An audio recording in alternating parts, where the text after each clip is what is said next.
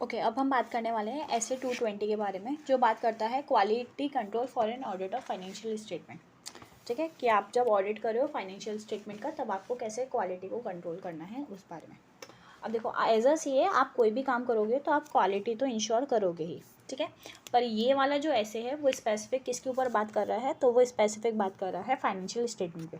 ठीक है, यहाँ पर SQC 1 भी लगता है, जो बात करता है चाहे आप रिव्यू करो, ऑडिट करो, सर्टिफिकेशन करो, आपको क्वालिटी तो मेंटेन करना ही है।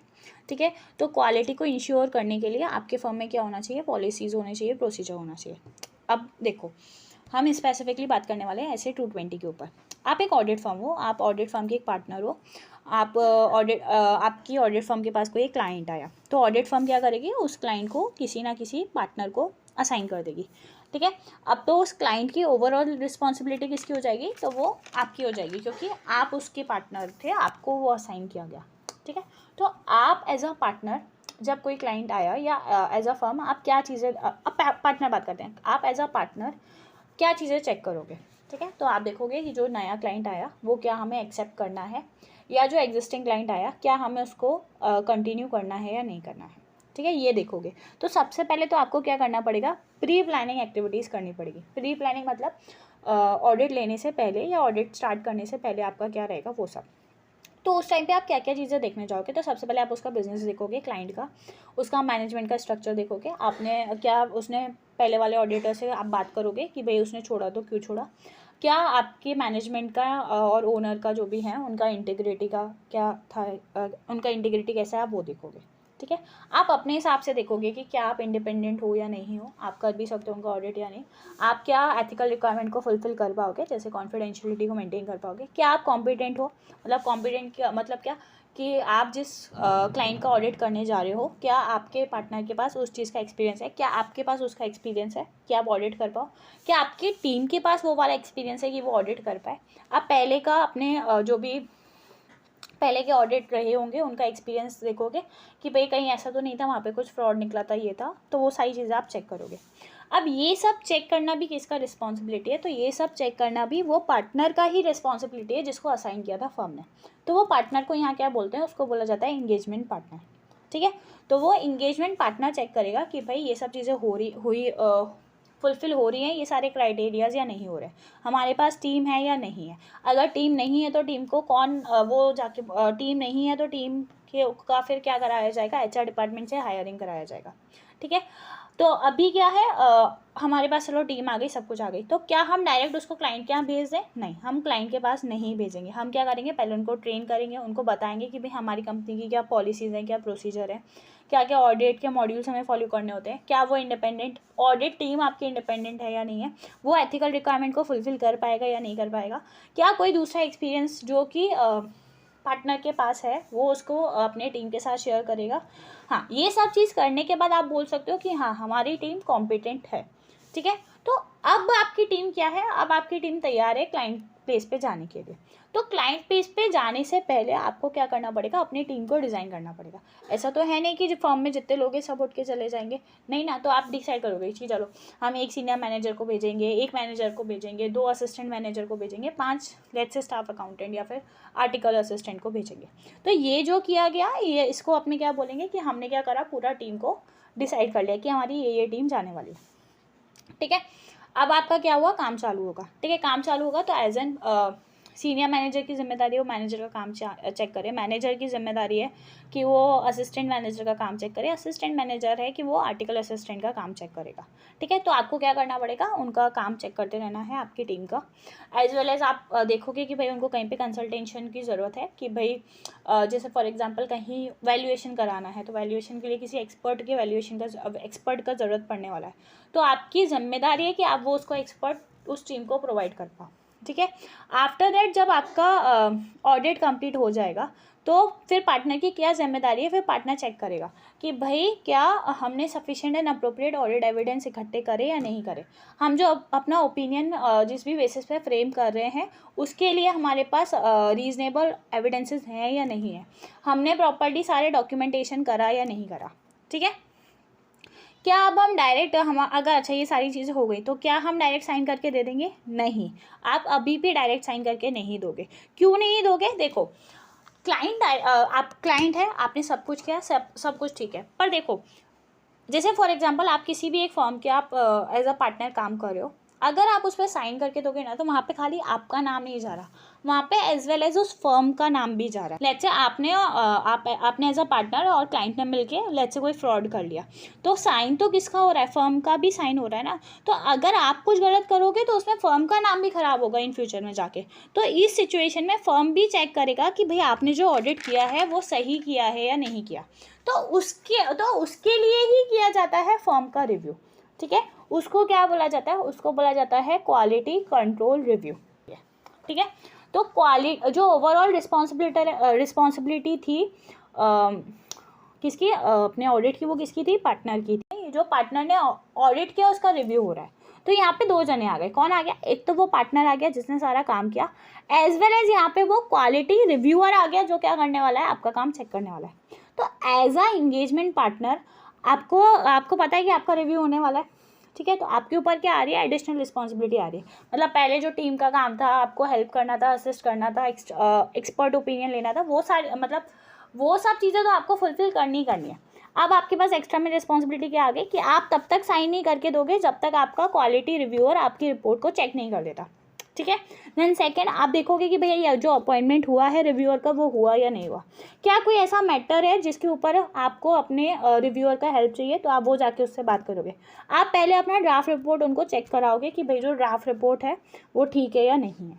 तो इस तरीके से हमारा काम होने वाला है। ठीक है, सेम ऐसी ही रिव्यूअर है, तो रिव्यूअर की भी बहुत सारी जिम्मेदारी है। अब रिव्यूअर की क्या जिम्मेदारी है, तो वो देखेगा कि भाई प्री प्लानिंग एक्टिविटी से लेके एंड तक रिपोर्टिंग तक का सारा काम जो पार्टनर ने किया है वो सही किया है या नहीं किया। तो जितने भी इंपॉर्टेंट चीज़ें जैसे इंडिपेंडेंस चेक करना, जैसे रिपोर्ट चेक करना, ये सारी चीज़ें क्या करेगा, रिव्यूअर भी जाके चेक करेगा।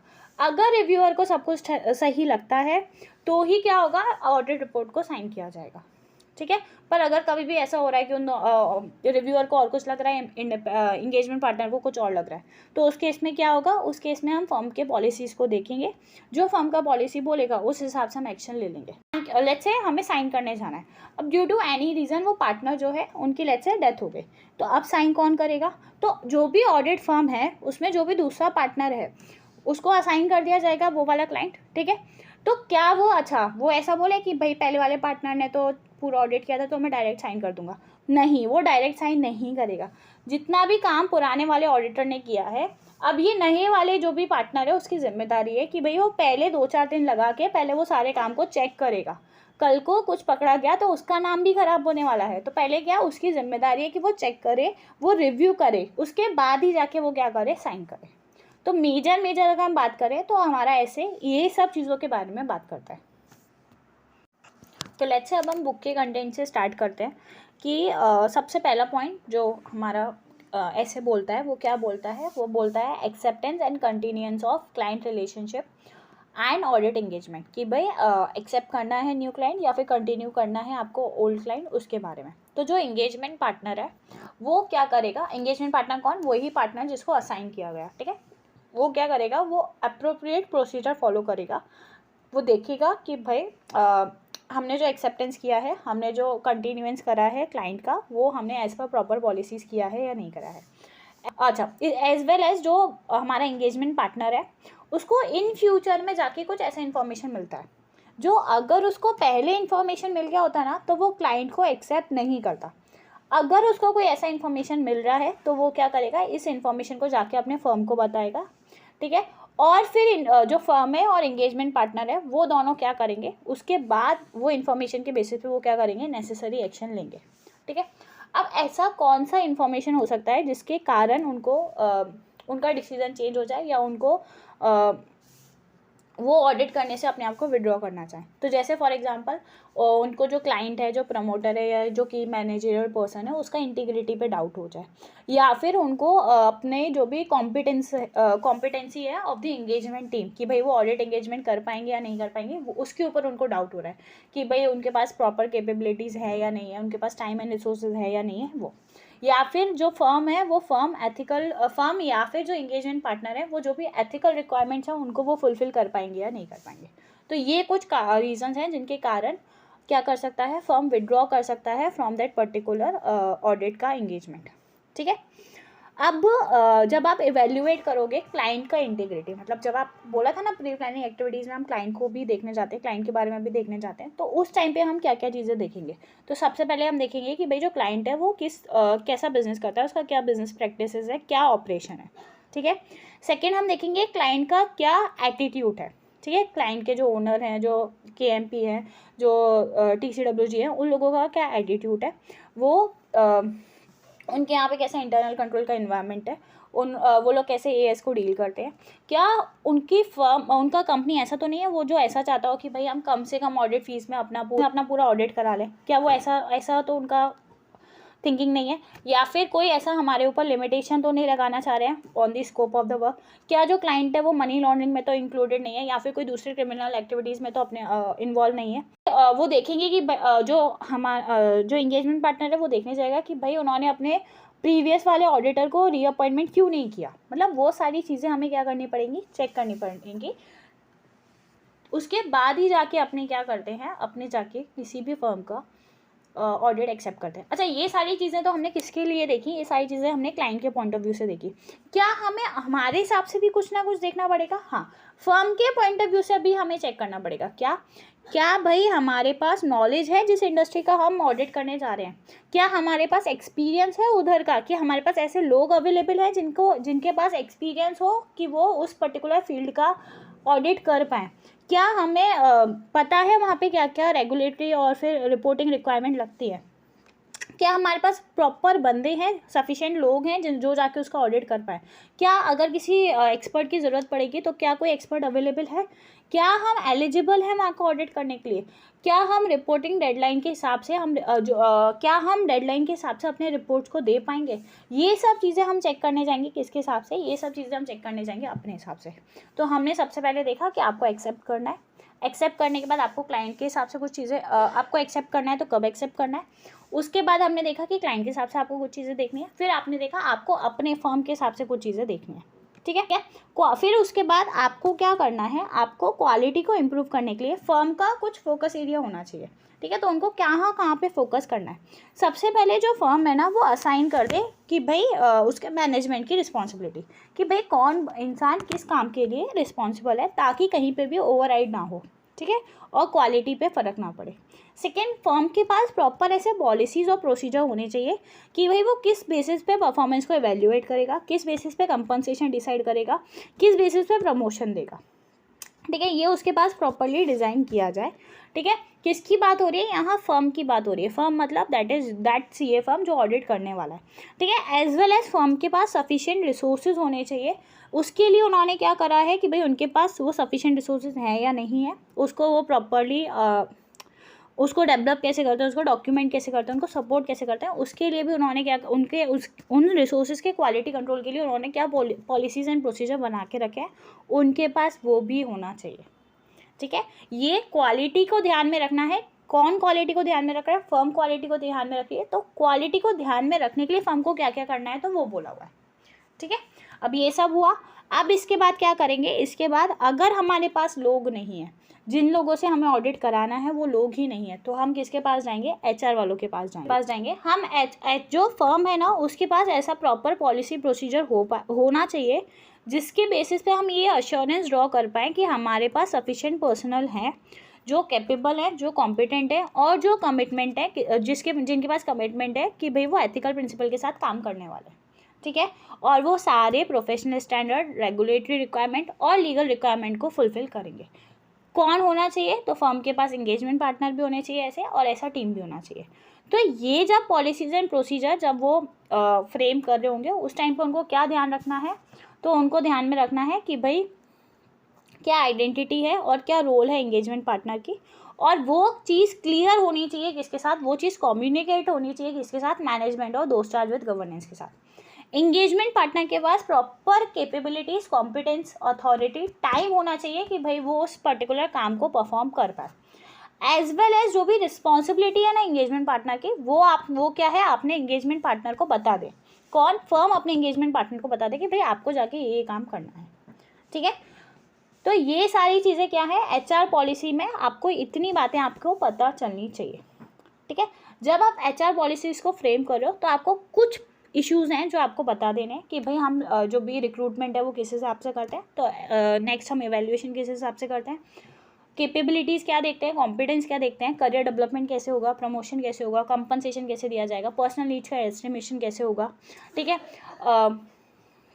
जब ये सारी चीज़ें आपने डिस्क्लोज कर दी पॉलिसीज़ एंड प्रोसीजर्स के अंदर, तो उसके बेसिस पे हम जब ये पॉलिसीज़ एंड प्रोसीजर यूज़ करें HR के, तो हम क्या कर पाएँ, हम ये देख पाएँ कि किसी भी इंगेजमेंट में जिसमें हमें जाके ऑडिट करना है तो उसमें हमें कितने इंडिविजुअल्स की ज़रूरत पड़ने वाली है, मतलब कितने लोगों का ज़रूरत पड़ेगा उस टीम में। एज वेल एज जो फर्म का प्रोसेस है उसके अंदर वो प्रोसीजर भी लिखा होना चाहिए कि वो कैसे सेलेक्ट करती है कि भाई कोई बंदा है उसके पास इंटीग्रिटी है या नहीं, कि भाई वो केपेबल है या नहीं, या वो कॉम्पिटेंट है या नहीं। तो ये सारी चीज़ें कहाँ लिखी होनी चाहिए, ये HR के पॉलिसीज़ एंड प्रोसीजर के अंदर लिखा होना चाहिए, ठीक है। तो पहले जो 3 पॉइंट थे वो 3 पॉइंट किसके बारे में बात करते हैं कि भाई पॉलिसीज़ एंड प्रोसीजर को पढ़ के हमें क्या समझ आना चाहिए। तो इंगेजमेंट पार्टनर का रोल समझ आना चाहिए, वो हमें बता देना चाहिए, इंगेजमेंट पार्टनर कॉम्पिटेंट है या नहीं है ये समझ में आना चाहिए, और इंगेजमेंट पार्टनर की क्या जिम्मेदारी है ये समझ में आना चाहिए। अब पॉलिसीज़ एंड प्रोसीजर में क्या लिखा होना चाहिए, तो वो ये सब कुछ लिखा होना चाहिए कि भाई रिक्रूटमेंट कैसे करेंगे, एवेल्यूएशन कैसे करेंगे, वो सारी चीज़ें, ठीक है।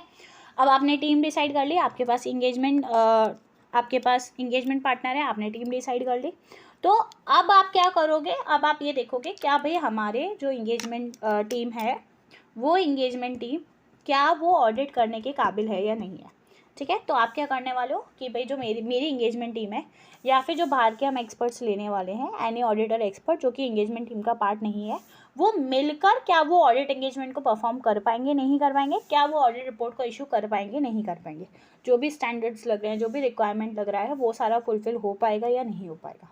तो ये सब चीज़ें देखने के लिए आपको साथ के साथ एक और एक्स्ट्रा में पॉइंट देखना पड़ता है कि भाई हम लोग इंडिपेंडेंस फॉलो कर पाएंगे या नहीं कर पाएंगे। तो इंगेजमेंट पार्टनर की ये भी जिम्मेदारी है कि भाई वो ये देखे कि भाई हम इंडिपेंडेंस का रिक्वायरमेंट फुलफिल कर पा रहे हैं या नहीं कर पा रहे।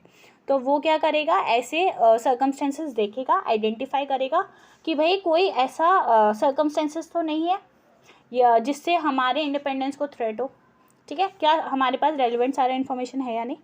वो सारे इन्फॉर्मेशन को एवेल्युएट करेगा, फर्म का इंडिपेंडेंस का पॉलिसीज़ वगैरह देखेगा, और उसके बेसिस पे वो क्या करेगा, अप्रोप्रिएट एक्शन लेगा। अगर इंडिपेंडेंस पे थ्रेट आ रहा है तो वो कोशिश करेगा कि उसको कम कर दे ताकि हम एक्सेप्टेबल लेवल पे आ जाए और फिर हम उसको एक्सेप्ट कर लें। अगर वो इंडिपेंडेंस के थ्रेट्स को कम नहीं कर पा रहा है तो वो क्या करेगा, ऑडिट एंगेजमेंट से मना कर देगा, ठीक है। इसके अलावा क्या बोला गया है, इसके अलावा ये भी बोला गया है कि ऑडिट जो इंगेजमेंट पार्टनर है उसको क्या करना है, बाकी के एथिकल रिक्वायरमेंट्स को भी फुलफिल करना है, ठीक है। जैसे बाकी के एथिकल रिक्वायरमेंट्स हमारे क्या थे, तो बाकी के एथिकल रिक्वायरमेंट्स जैसे इंटीग्रिटी हुआ, ऑब्जेक्टिविटी हुआ, professional competence, due care, confidentiality, professional behaviour, independence, ये सब हम ऐसे 200 में जाके भी पढ़ते हैं, ठीक है। अब यहाँ तक में क्या हुआ, यहाँ तक में जाके हमने सब कुछ कर लिया, ठीक है। यहाँ पर तक में हमारा टीम डिसाइड हो गया, टीम का इंडिपेंडेंस देख लिया, सब कुछ हो गया। अब हमारा क्या है, अब हमारे ऑडिटर के इंगेजमेंट पार्टनर जो है उसका कुछ रिस्पॉन्सिबिलिटी बनता है कि भाई उसका क्या रिस्पॉन्सिबिलिटी है। तो पूरा का पूरा रिस्पॉन्सिबिलिटी, पूरा लीडरशिप का जिम्मेदारी किसका आता है, तो हमारे वो पर्टिकुलर इंगेजमेंट पार्टनर का ही आएगा। जितना भी जिम्मेदारी है उस ऑडिट इंगेजमेंट को लेके वो किसके ऊपर आ रहा है, तो पार्टनर के ऊपर आ रहा है।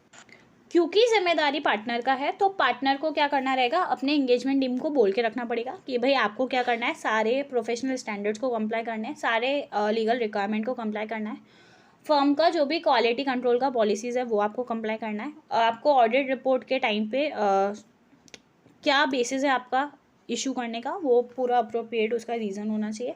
अगर उनको कहीं पे कुछ है कुछ बात करनी है तो वो उस बात को या फिर कुछ किसी चीज़ पे उन्होंने कुछ बोलना है टीम को, तो वो उस चीज़ को आराम से अपने पुट फॉरवर्ड कर सकते हैं किसके आगे, इंगेजमेंट पार्टनर के आगे।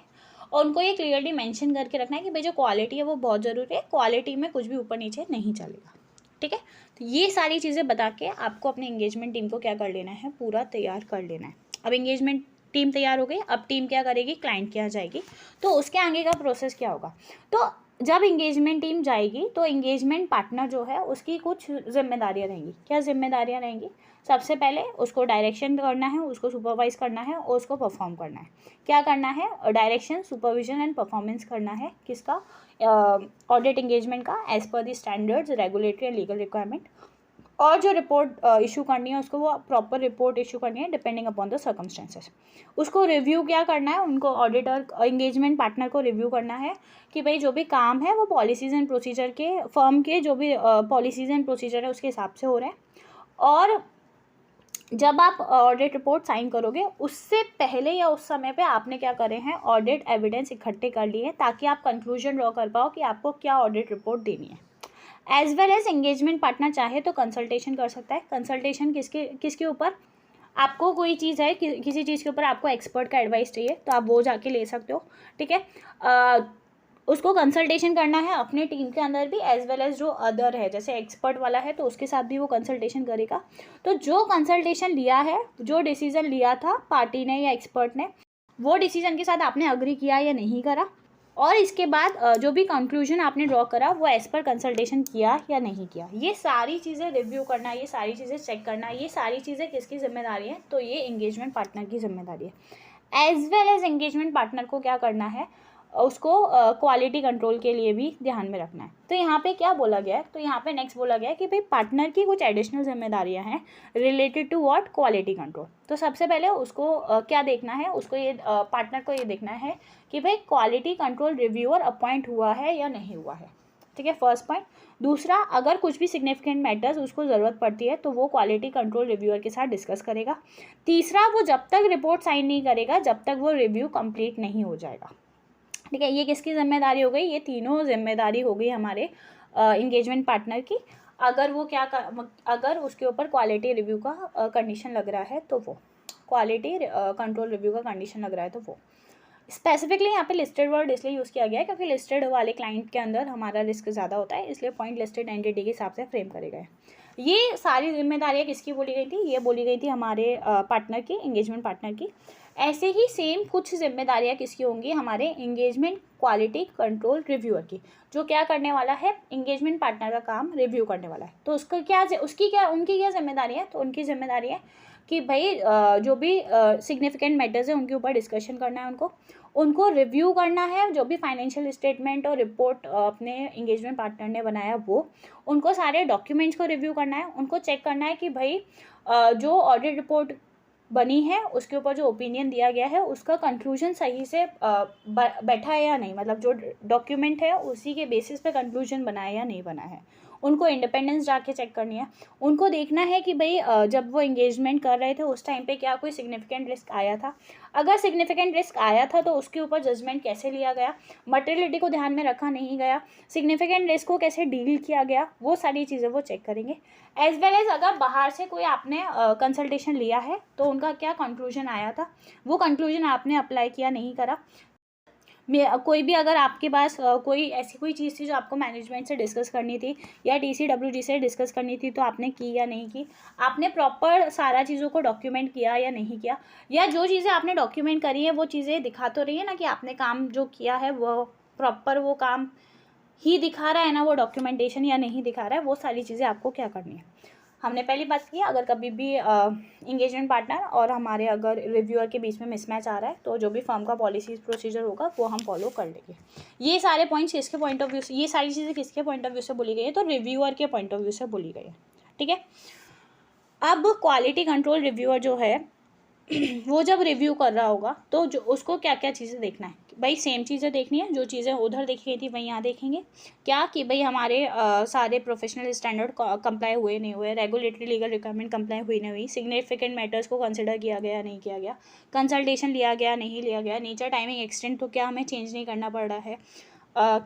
उन्होंने चेक करा ना, रिव्यू करा, उसके बाद क्या उनको ऐसा लगता है कि उनको नेचर टाइमिंग एक्सटेंड जो भी उन्होंने वर्क काम किया उसका चेंज करना पड़ रहा है या नहीं करना पड़ा है। जो वर्क परफॉर्म किया गया है वो कंक्लूजन के बेसिस पे ही है, या जो कंक्लूजन लिया गया है वो वर्क काम के जो उन्होंने काम परफॉर्म किया उसके बेसिस पे ही कंक्लूजन लिया गया है।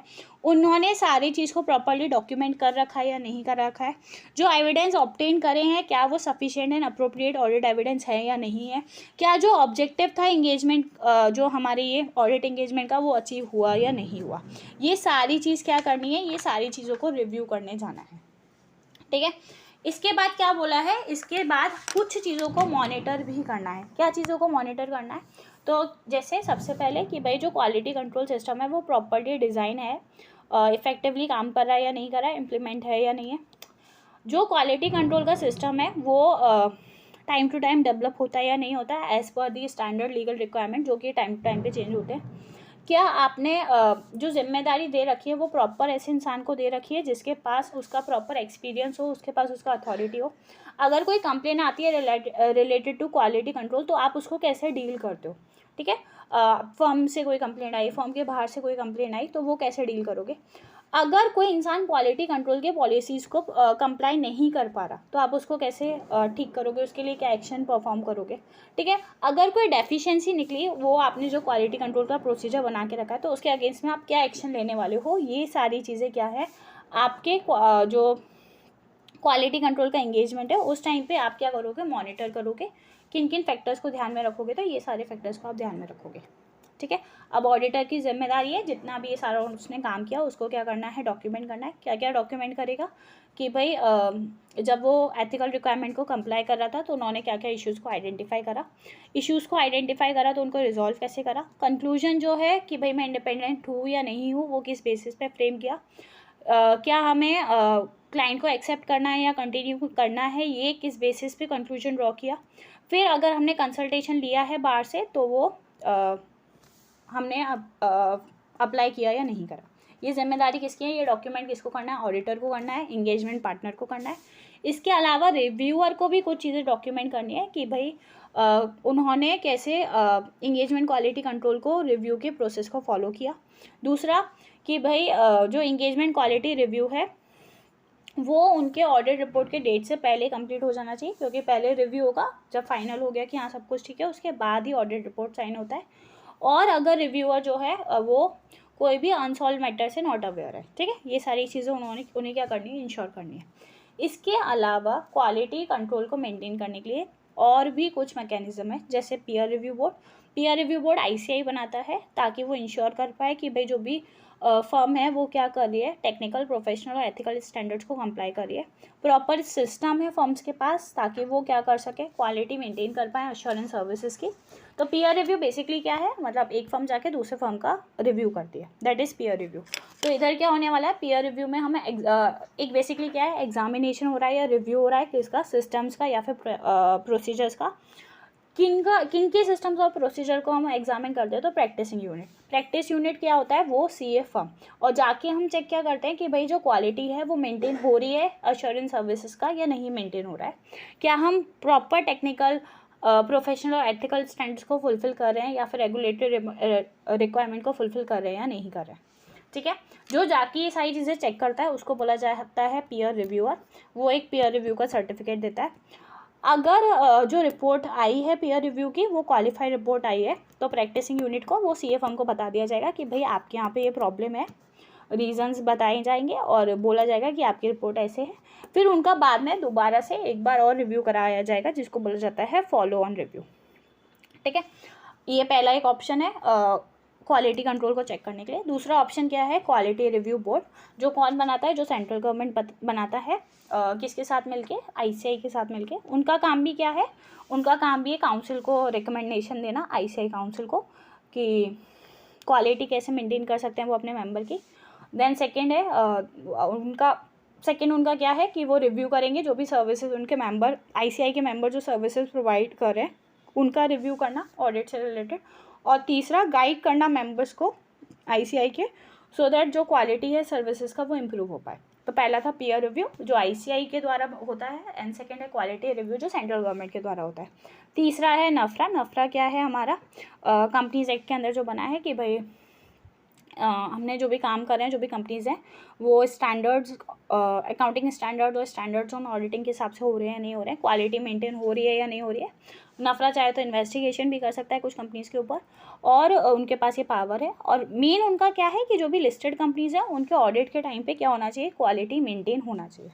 तो ऐसे जो भी हमारा पूरा ये ऐसे था, क्या हमारा ऐसे था कि भाई हमें क्या करना है ऐसे 220 कि हमें क्वालिटी मेंटेन करनी है, क्वालिटी को कंट्रोल करना है जब भी हम ऑडिट करें किसके फाइनेंशियल स्टेटमेंट का। तो इसमें हमें क्या क्या बातें याद रखनी है, तो ये सब रखनी है। बेसिकली एक फ्लो में याद रखो कि भाई प्री प्लानिंग के टाइम पे ये है, देन उसके बाद जब हम करने जाएंगे उस टाइम पे हमें ये चीज़ें चेक करनी है। फिर उसके बाद जब हम करने के बाद हमारे क्वालिटी रिव्यू बोर्ड हमारा क्वालिटी कंट्रोल रिव्यूअर होता है वो भी आके चेक करेगा। एंड लास्ट में जाके आपको क्या करना है, लास्ट में जाके आपको सब चीज़ों को डॉक्यूमेंट